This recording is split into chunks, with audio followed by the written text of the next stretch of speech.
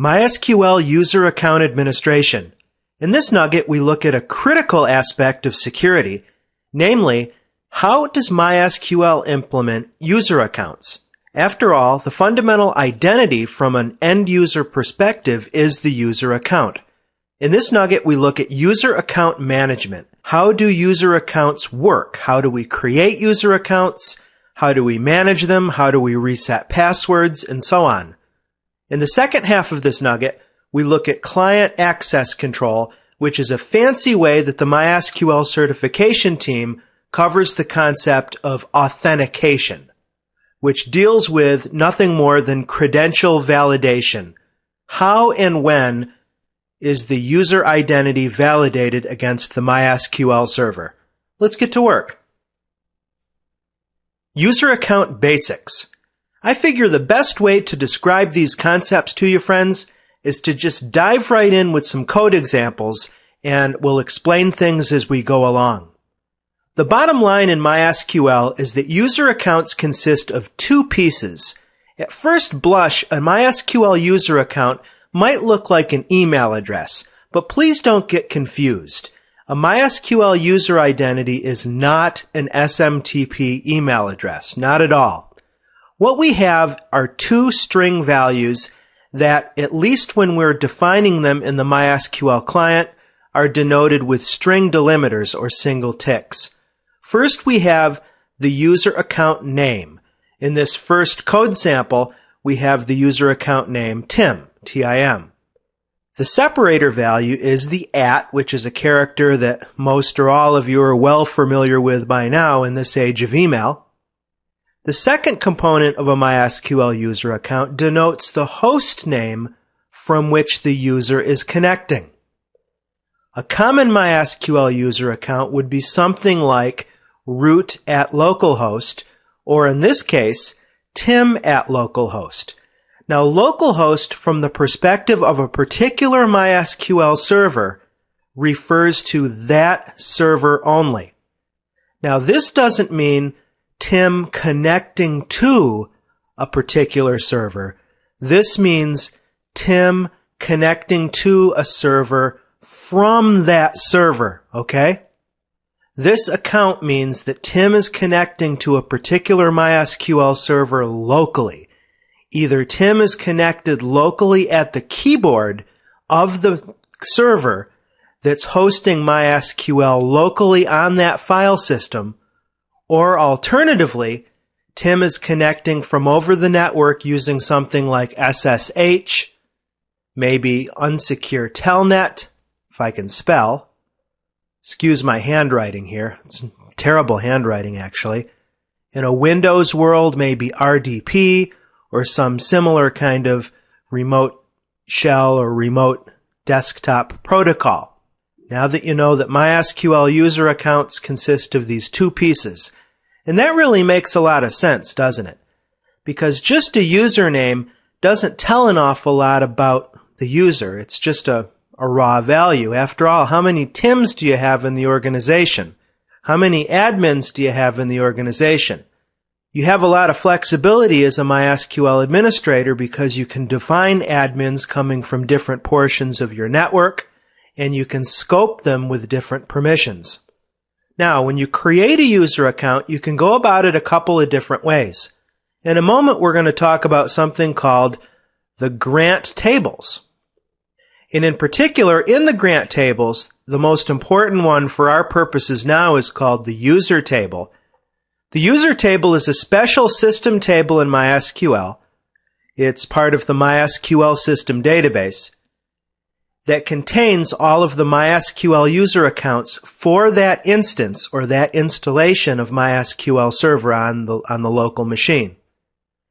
Now, if you want to, you can create user accounts by just performing standard inserts on the MySQL user table. However, the reason why I formally recommend you use the MySQL command create user is because, frankly, it's easier. The syntax is very straightforward. And another thing that's cool is if you look at code sample 3, you don't have to run the flush privileges command. Now for the exam, not just DBA2, but really for all of the MySQL exams, you should know about this command. Flush privileges, what this does is reloads the privileges from all of the grant tables, in particular MySQL user, but all of the other ones as well. And again, we'll talk about the grant tables in more detail momentarily. If you have experience with, say, Windows, you'll recall that if you change permissions, access permissions on folders, or if you change a user's password, you traditionally have to instruct the user to log out and log on again in order for the user's access permissions, the new permissions, to go into effect. Well, in MySQL, a similar thing happens when you change permissions for a user. You as a DBA would need to run flush privileges to run a reload on the grant tables on the server to make access permission changes happen. That's typically what happens when you do operations directly on the grant tables and you change permissions manually. A nice shortcut, kind of a pro tip, is when you use some of these built-in extensions to the SQL programming language, like create user. The flush privileges happens in the background automatically. So in code sample 1, we're creating a user named Tim at localhost, and we don't have to worry about flushing privileges. The reload happens automatically. Similarly with set password and so on. So just know about that. Now anyway, to continue with this command, create user, then we define the account name @ and then we'll talk a little bit more about some of the variability in this host portion of the name. And we complete the user account creation with the identified by clause, and then we provide the password as a string. Now this is just a starter password for the user. The user can change the password from a MySQL client. Let's jump down to code sample 4 by using set password equals, and then they would invoke the password function in bringing in their new password as an input parameter. Of course, you could do this through your application code instead of forcing your users to run a function manually like this. As a DBA, you can set a password for any MySQL user by using set password for, passing the name of the user, and then equals, and then run the password function that way. Now then, before we complete this whiteboard and move on, let's look at code sample 2. One really nifty thing about the second part of a MySQL username is its flexibility, because after all, you don't want everybody having to have a local connection to the MySQL server. If everybody, by everybody I mean your MySQL users, if everybody had to be connected locally, either through SSH or an actual keyboard connection, you would have a very limited client-server environment, wouldn't you? Therefore, what you can do is create accounts that are either shared, like let's say you had a web application where you had a single shared account that users could connect from a variety of IP addresses. Like let's say you had a development team where all of the administrators shared a certain level of escalated privilege, and you wanted all of them to just log in with a single account transparently. And again, there's pros and cons to that. A lot of shops don't want shared accounts for auditing purposes, but your mileage may vary. Let's say in this case you do. You could do something like create user admin @ and then you can throw in host names or IP addresses and use wildcard operators instead. So in this case, we could do 192.168.10.%, and this would mean you could log in from anywhere on the 192.168.10 subnet in your network and log into MySQL server with the username admin, and you would be fine. Now, on the other hand, you can throw in discrete host names to lock down users to particular hosts. So we could create a user named, let's say, Sue at wks1.nuggetlab.com. And that would allow Sue to log into the server from her workstation, but from nowhere else in the network. Or we could say, create user Sue at %.nuggetlab.com, which would allow her to log on from any workstation in the domain, but she wouldn't be able to log on from, say, her home PC. You see what I'm saying? So those are some aspects of flexibility in that username. Now, for more information, of course, always consult the MySQL reference manual. In this whiteboard, we examine the host of MySQL privileges, at least those that are current, in MySQL 5.0. We must remember that in this Nugget series, the DBA2 exam focuses on MySQL 5.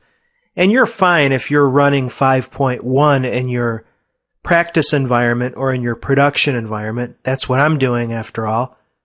The difference in privileges between 5.0 and 5.1 is fairly small. For instance, the trigger privilege was introduced in 5.1, and you notice that's not on the list. The biggies are all the major ones anyway. And the main points are the main points. After all, privileges are divided into two main categories. You see on the left we have the administrative privileges. On the right, the database privileges.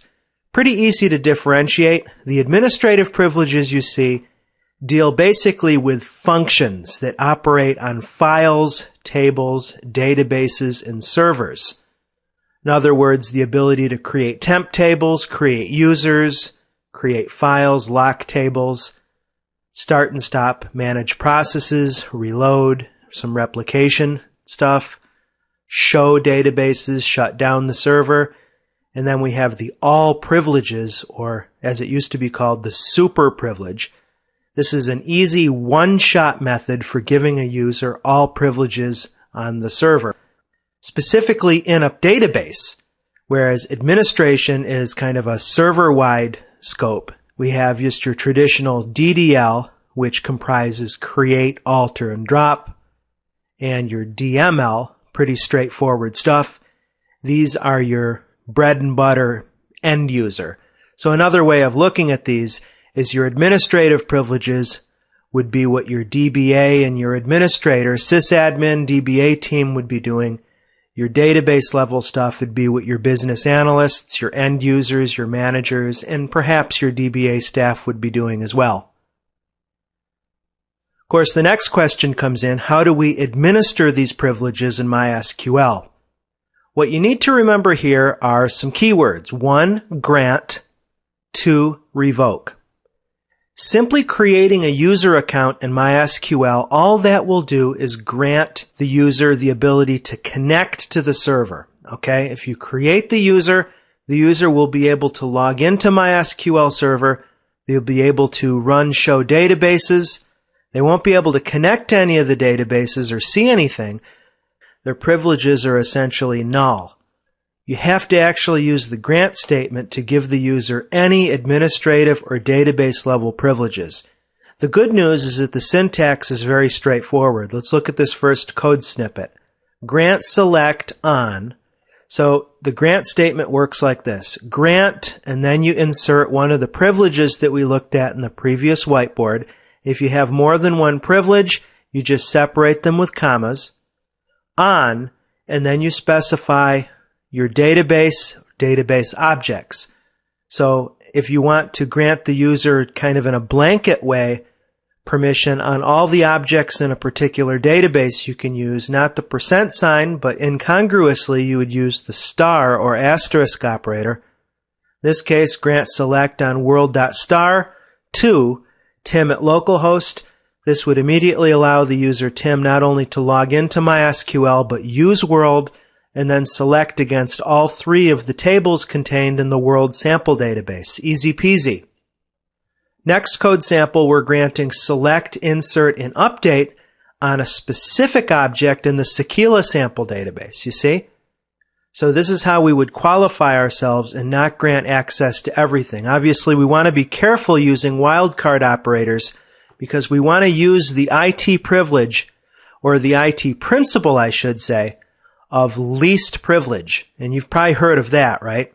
Least privilege says we want to give our users or grant our users the minimum required privileges necessary for them to do their jobs or accomplish their professional goals. By overprivileging users, we're opening the door to, of course, hijinks. But not even that. I don't know how much damage I've seen in production environments where users are accidentally or inadvertently overprivileged, where they've caused damage not intentionally, but just through their own, ignorance.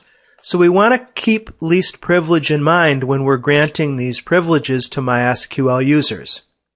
Now, we also want to take a look at the second code sample because we've got some funny business going on here. We're granting select, insert, and update to the film table in the Sequila database too. Now check this out. We have an empty user at de.corp.com. Now de.corp.com, you should be able to reckon, denotes a host named de, so this must be some particular workstation ID in the corp.com domain.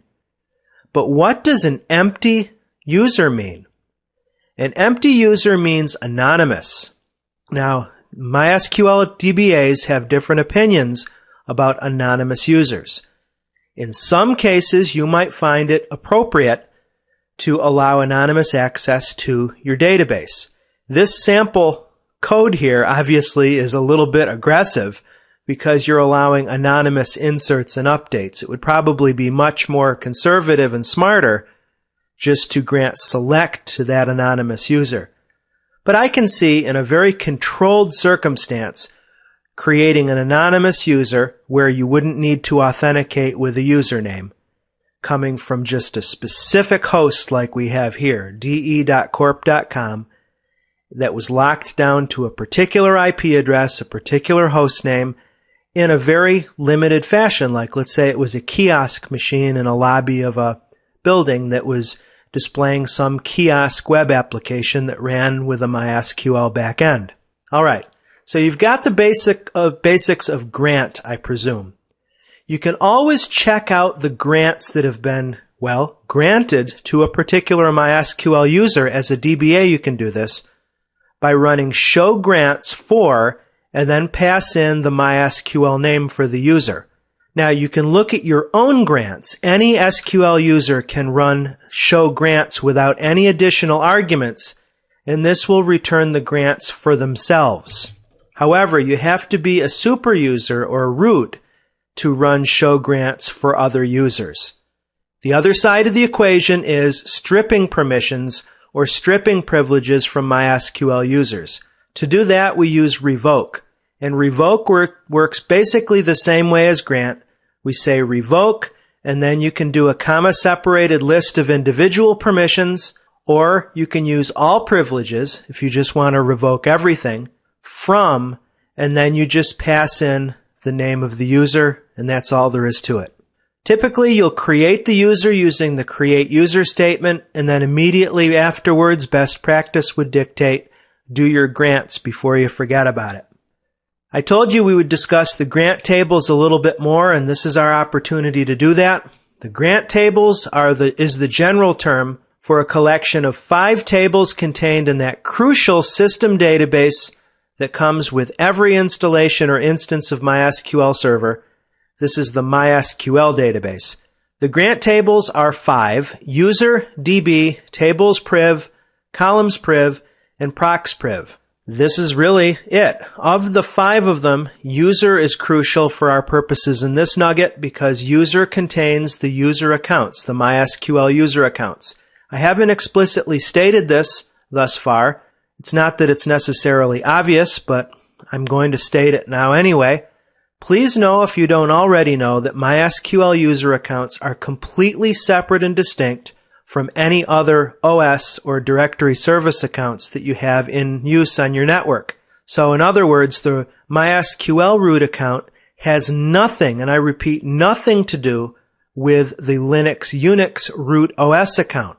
The MySQL user accounts have nothing to do with the Windows local accounts or Windows domain accounts or in an Apple Mac OS X open directory environment. MySQL accounts are kind of like in SQL Server where you can create SQL accounts, the local accounts. Similar kind of deal. Just wanted to reiterate that.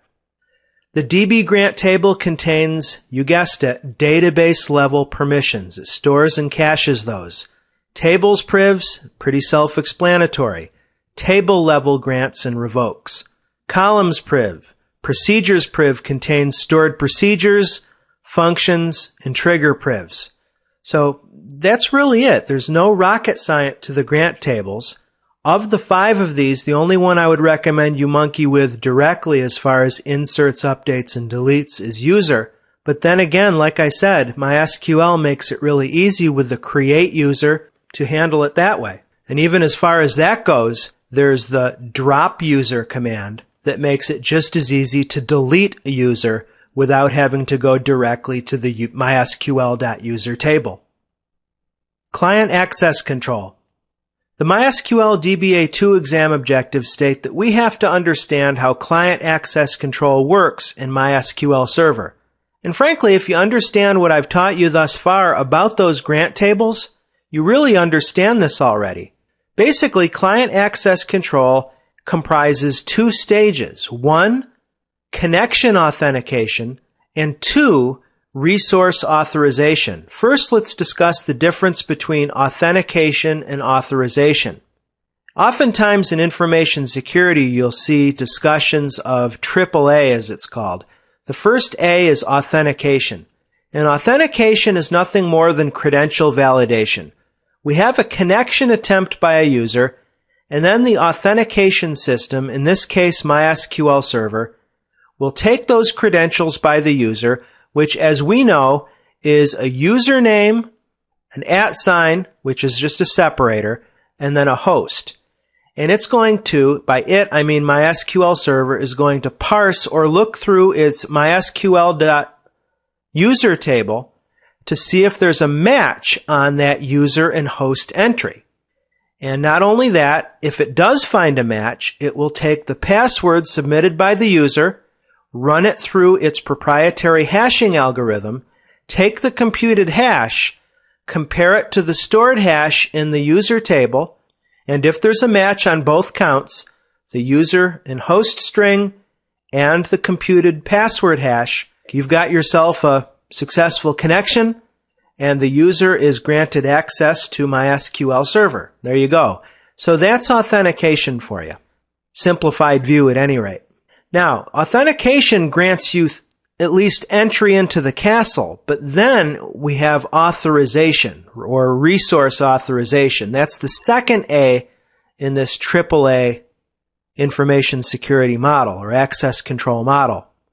Authorization deals with the extent of privilege that the user has once they've been granted access to the system, or in this case, MySQL Server.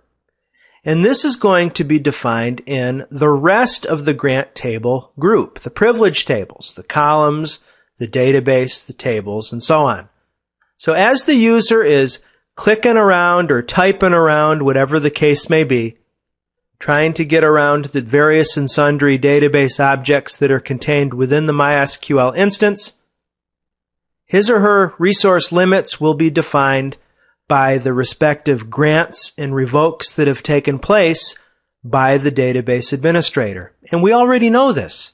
Just for your exam, understand the 2 stages and that the grant tables as a whole control this, and that the connection authentication is controlled by the user table, and then once you're connected, your resource authorization is handled by the rest of the privilege tables.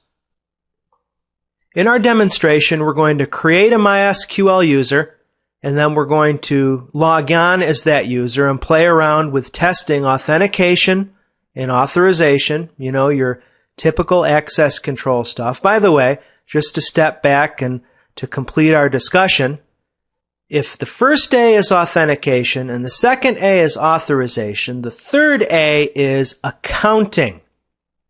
And accounting refers to audit trails and keeping track of successful and failed authentication and authorization attempts. And MySQL has a fair to middling amount of built-in support for accounting.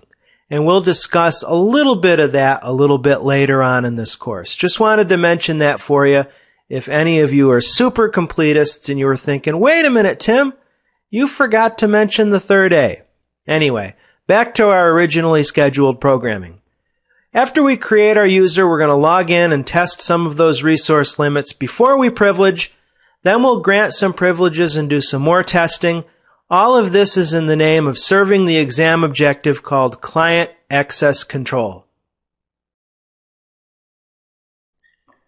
In this demonstration, we're going to work with Client Access Control in MySQL 5.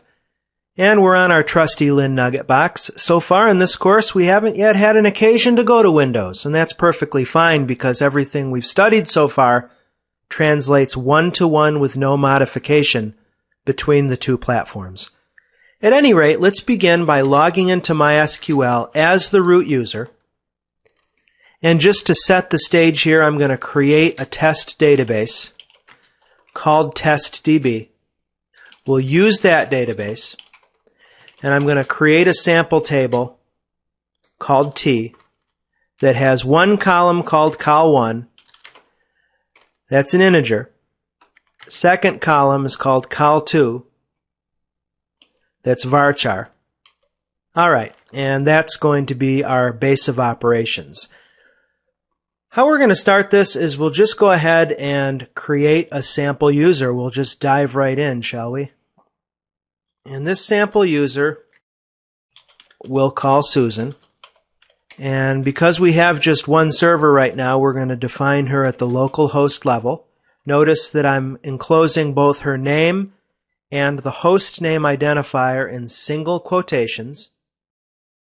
Identified by before her password, I'm using a very simple password, and that's all there is to it. Now, if I want to show the grants for Susan at localhost, I can do that. And all we have with just a brand new fresh account is usage. Show usage on to identified by password.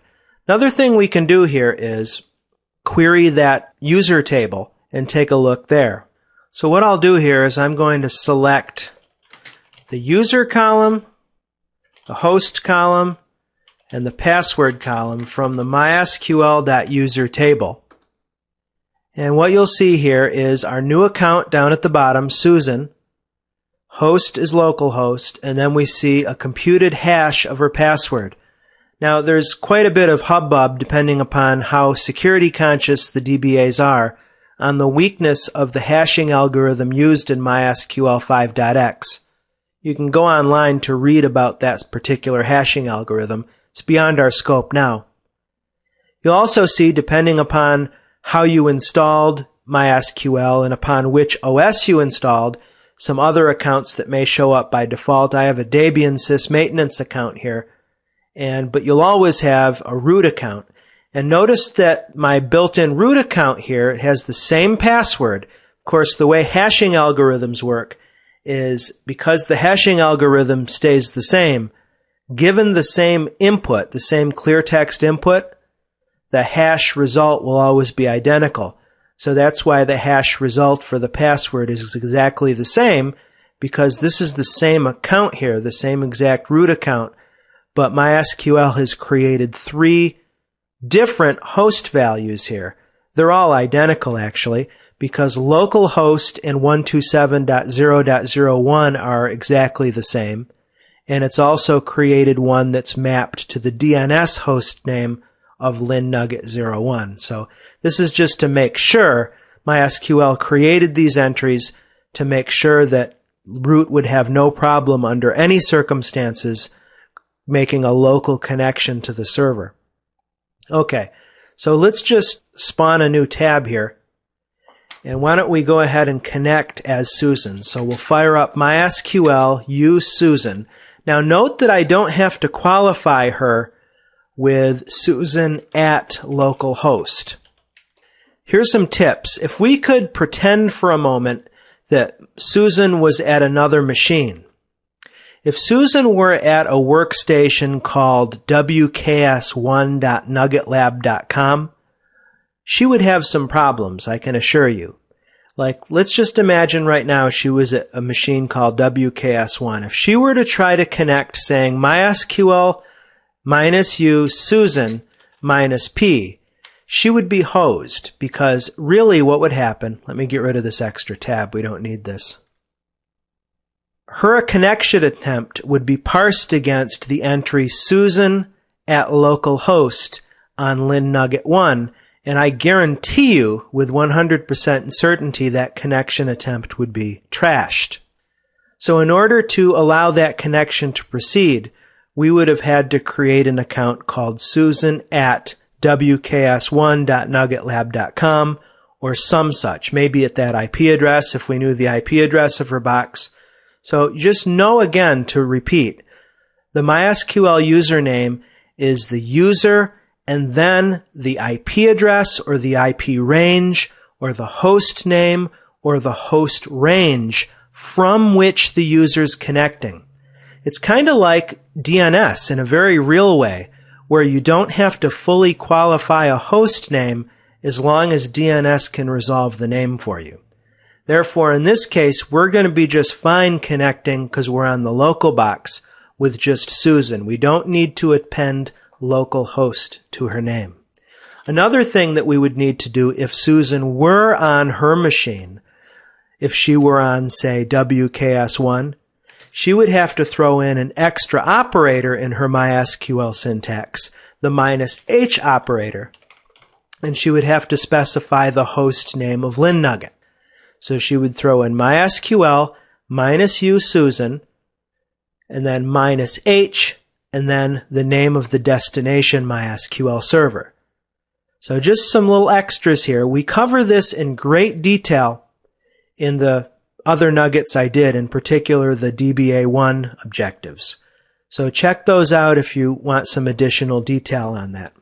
So let me get rid of the -h host portion, and I'll just do the -p to be prompted for her password, and we've been authenticated. Let's see what we can do here. We'll show databases.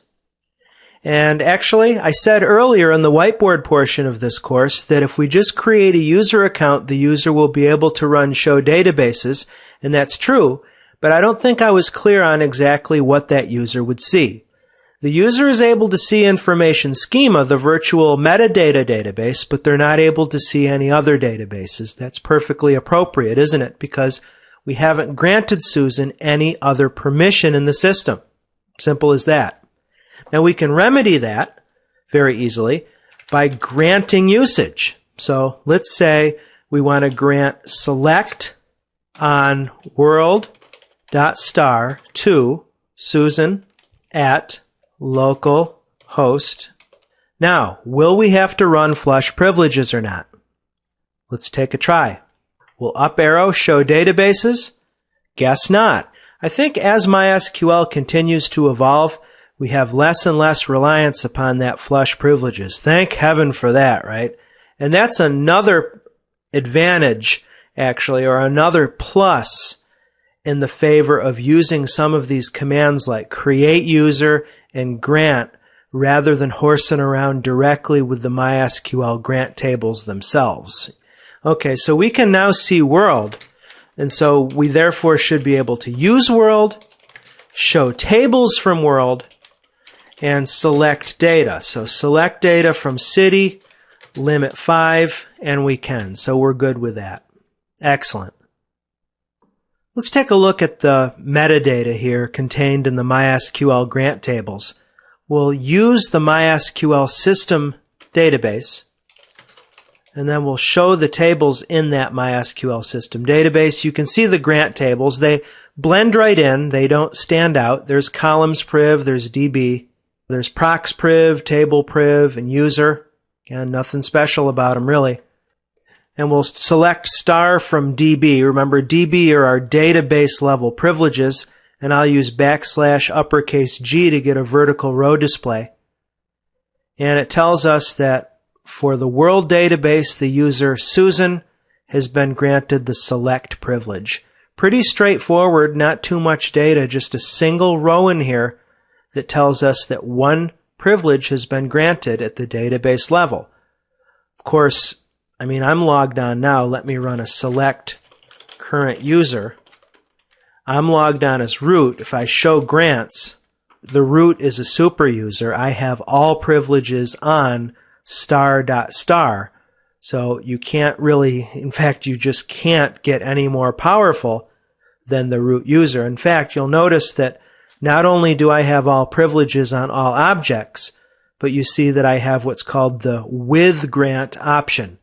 And what the with grant does is that it grants me the ability to grant permissions to other users. Final thing we could do if we want to would be to revoke privileges. If we wanted to revoke all privileges from the account, we could do that, but I'm not going to do that. I have too much affection for our Susan user. And if we wanted to drop the user account, we could use the drop user command as well. So that's a nutshell summary to user account management and client access control in MySQL 5.x. MySQL User Account Administration Review. In this nugget, I introduced you to the basics of user account management, the structure of user account names and how they work, and then the nuts and bolts of creating and privileging user accounts and testing their limits of use on a live MySQL server. We then fully covered the MySQL exam objective called Client Access Control, and we saw those two stages of client access control, namely authentication and authorization, which both happen to start with the same 4 letters. What do you think about that?